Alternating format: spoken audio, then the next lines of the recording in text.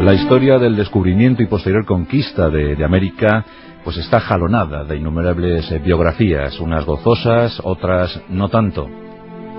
Pero lo cierto es que desde ese 12 de octubre de 1492, cuando el almirante de la mar Océana, don Cristóbal Colón, selló oficialmente el descubrimiento de una nueva realidad, de un nuevo mundo, de un nuevo continente, aunque él no se percató mucho de eso entonces, pues pronto, muy pronto, las intenciones de la reconquista en la península ibérica se trasladaron a los nuevos lares, aquellos territorios pendientes de ser prospectados, de ser colonizados, conquistados y por supuesto ser arrebatados a sus pobladores primigenios, los aborígenes, los nativos americanos. Que desde entonces, claro, se comenzaron a llamar indios porque en realidad se pensaba que a lo que se había llegado era a las Indias occidentales, el camino añorado y soñado por don Cristóbal Colón, el celebérrimo genovés.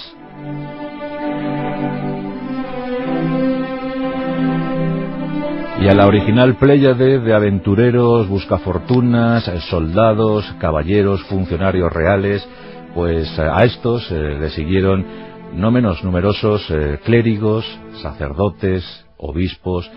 Se inició, por tanto, la conquista también, pero espiritual, de América. Y desde luego los frailes, los religiosos españoles, no llevaban las mismas intenciones que los colonizadores primigenios, que los primeros pobladores, los pioneros. Pretendían evangelizar a los recién conquistados, llevarles el mensaje de lo que ellos consideraban religión verdadera. Por tanto, un sinfín de mercedarios, jerónimos, dominicos, franciscanos, fueron llegando paulatinamente a los territorios del Nuevo Mundo, del nuevo continente. Primero en las islas antillanas, las grandes Antillas, estas eran la Española, la actual Santo Domingo, Jamaica, Cuba.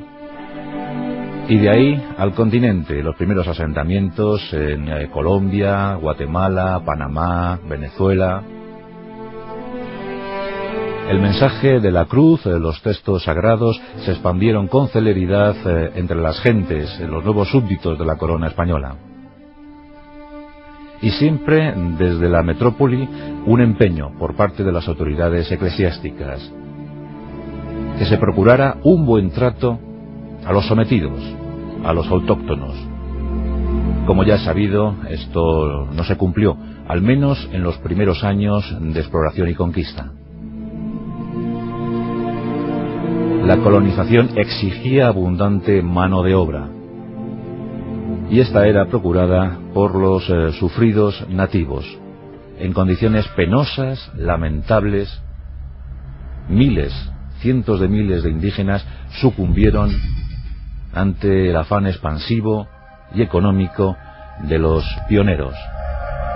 Surgieron las encomiendas, parcelas, haciendas, territorios acotados para los colonizadores, cuyos trabajadores no eran otros sino los indios, y estos trabajaban en situación realmente patética. Los yacimientos auríferos acababan con la vida de cientos de indios cada día. Y por si fuera poco, las enfermedades transportadas por los conquistadores, la viruela, la gripe, también se cebaron en estos hombres, en estos seres humanos que no estaban inmunizados ante semejantes bacterias y virus. La consecuencia fue una diezma constante de las poblaciones nativas y un incremento también constante de la leyenda negra española en América. Pero eso no nos priva de relatar capítulos honrosos, como el protagonizado por Fray Bartolomé de las Casas. Bartolomé de las Casas nació en Sevilla en 1484, y no en el 74, como se ha creído hasta hace bien poco. La prueba tangible nos la deja el propio interesado en uno de sus documentos manuscritos, y ahí certifica el año de su nacimiento, 1484. Bartolomé de las Casas provenía de una familia de origen judío, curiosamente. Era una familia radicada, o que había vivido en Tarifa, en Cádiz, durante muchos años, y que posteriormente se habían trasladado, debido a sus negocios, a Sevilla. Allí creció. No está constatado que Bartolomé de las Casas cursara estudios universitarios o estudios académicos.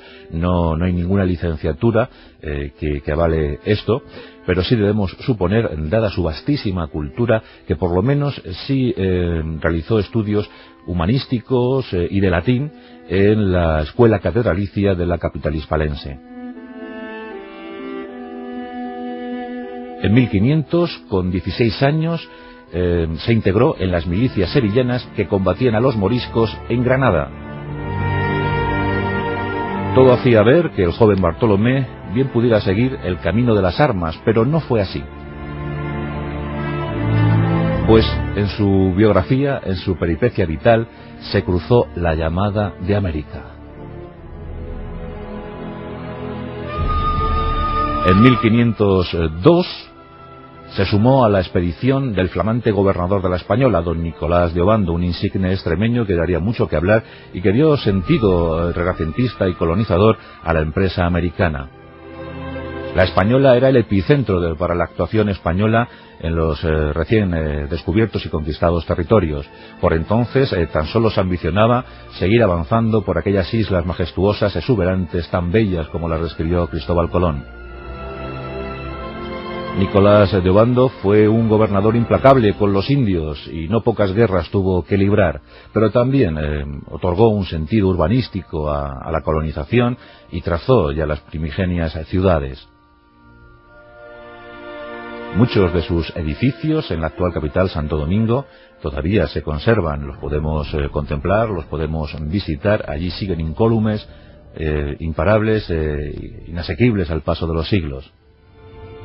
Bien, pues en esta expedición de Nicolás de Obando, una de las primeras que llevó colonos a América, pues en esta expedición se incorporaron el padre de Bartolomé de las Casas y el tío, y junto a ellos viajó. No era clérigo, no era sacerdote todavía, y su intención no era otra sino la de avanzar en la vida, llenar la bolsa y ser un encomendero más en aquellos territorios vírgenes para los europeos. Y así tenemos a un joven Bartolomé de las Casas trabajando como colono, como agricultor, ganadero y también minero, y siendo, sin querer o queriendo, uno de aquellos explotadores de la población autóctona. Pero en la Española, Bartolomé de las Casas sintió la vocación religiosa, y con tal motivo regresó al viejo continente para, ahora sí, asumir los hábitos de sacerdote, nada más y nada menos que en Roma. Esto ocurría en 1507. Bartolomé de las Casas ya era sacerdote. Tenía 23 años. Y con la intención de aportar su trabajo, de aportar lo que bien pudiera aportar en aquel esfuerzo, en aquella empresa de colonización, pues volvió a la Española.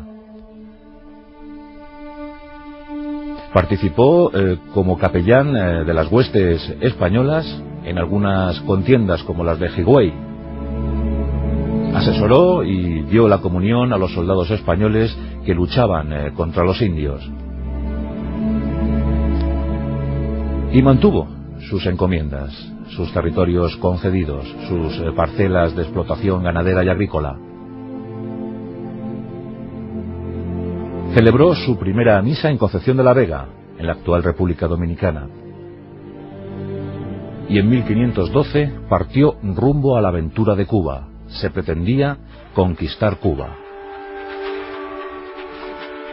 Fue uno de los capellanes del ejército español en aquel combate desigual en el que cientos de indígenas sucumbieron frente a los arcabuces y espadas españolas. En Cuba también recibió una rica encomienda y, por supuesto, allí había indios trabajando